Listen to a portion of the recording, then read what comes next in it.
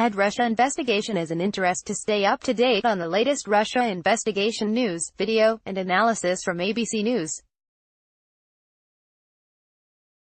The FBI's counterintelligence investigation into potential ties between the Trump campaign and Russia initially focused on 4 Americans and whether they were connected to Russian efforts to interfere in the 2016 presidential election, former FBI Director James Comey told lawmakers during hours of closed-door questioning. Comey did not identify the Americans but said President Donald Trump, then the Republican candidate, was not among them. He also told the House Judiciary Committee that, contrary to Trump's claims, he was not friends in any social sense with special counsel Robert Mueller, who is now leading the Russia investigation. Trump has repeatedly portrayed the men as exceptionally close as part of a long-running effort to undermine the investigation and paint the lead figures in the probe as united against him. "I admire the heck out of the man, but I don't know his phone number, I've never been to his house, I don't know his children's names," said Comey, who added that he had never hugged or kissed the man, despite the president's insistence otherwise. "A relief to my wife," he deadpanned.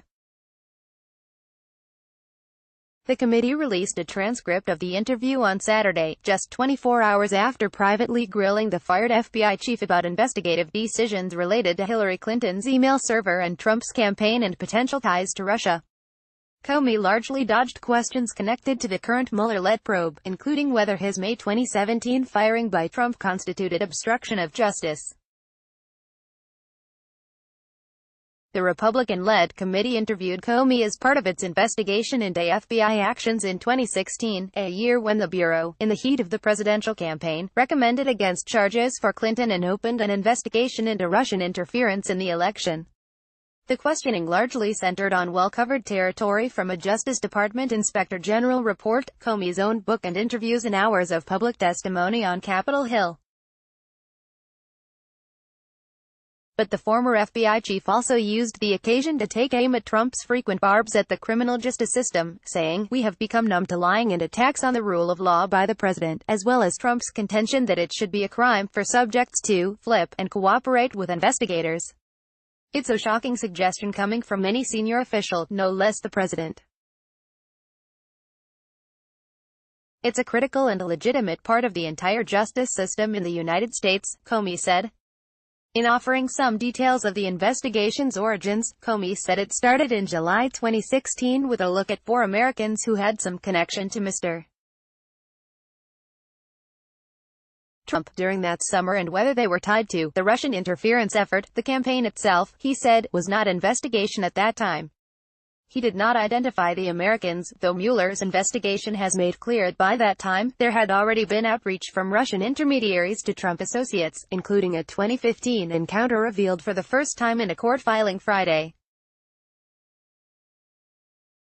Also by that time, Democratic email accounts had been hacked by Russian intelligence and a Trump campaign foreign policy advisor, George Papadopoulos, had been told that Russians had dirt on Clinton in the form of stolen emails. That October, the FBI obtained a secret search warrant to monitor the communications of a Trump campaign advisor, Carter Page, on suspicions he was acting as a foreign agent, something he has denied. Multiple Trump associates, including Papadopoulos, former National Security Advisor Michael Flynn and Trump's former personal lawyer, Michael Cohen, have pleaded guilty to lying about their interactions with Russians during the campaign and presidential transition period. Former Trump campaign chairman Paul Manafort's foreign dealings, including to an associate the U.S. says has ties to Russian intelligence, has also attracted law enforcement scrutiny. Comey reiterated to lawmakers that it was the 2016 Papadopoulos encounter with a Russian intermediary in London that ignited the Russia investigation, rather than, as some Republicans have maintained, Democratic-funded opposition research compiled by a former British spy. It was weeks or months later that the so-called Steele dossier came to our attention, Comey said. He said that by the time of his firing, the FBI had not come to a conclusion about whether the Trump campaign coordinated with Russia's efforts to sway the election. And he insisted that the FBI would recover from the president's attacks on the Bureau. The FBI will be fine.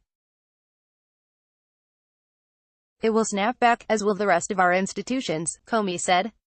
There will be short-term damage, which worries me a great deal, but in the long run, no politician, no president can, in a lasting way, damage those institutions. Besides the questioning on Russia, Republicans lawmakers pressed Comey on the FBI's handling of an investigation into whether Clinton mishandled classified information on her private email server.